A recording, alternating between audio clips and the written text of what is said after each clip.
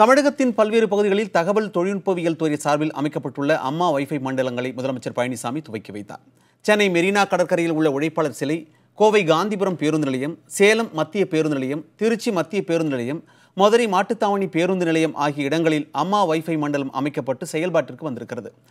இதன் மூலம் ஒருவர் ஒரு நாளைக்கு 20 நிமிடங்கள் இலவச இணைய சேவையை பெறலாம். அதன் பின்னர் 1 மணி நேரத்திற்கு 10 ரூபாய் என கட்டணம் நிர்ணயிக்கப்பட்டுள்ளது. சூப்பராக ஃபாஸ்ட்டாக கனெக்ட் ஆகுது. மற்ற நெட்வொர்க் கம்பேர் பண்ணுறப்ப பீச்சில் ஃப்ரீயாக வைஃபை யூஸ் பண்ணுறது ரொம்ப பெட்டராக இருக்குது. செம்ம ஃபாஸ்ட்டாக இருக்குது. யூடியூப்பு எல்லா வருஷன் வாட்ஸ்அப்லாம் போட்டோன்னே வருதுங்க. ஒரு 30-50 MB செம்ம ஃபாஸ்ட்டாக டவுன்லோட் ஆகுதுங்க. நல்லா யூஸ்ஃபுல்லாக பண்ணிக்கிறாங்க. எல்லாமே உங்களுக்கு டக்குன்னு இமீடியட்டாக கிடைக்கிது. 4G எல்லாமே ஆனால் நல்லா ஒரு யூஸ்ஃபுல்லாக இருக்குது. இந்த ஓய்வு எடுக்கிற நேரத்தில் நம்ம ஒய்ஃபை ஆன் பண்ணி பார்த்தோம்னா கொஞ்சம் எல்லாத்துக்கும் யூஸ்ஃபுல்லாக இருக்குது மக்கள்லாம்.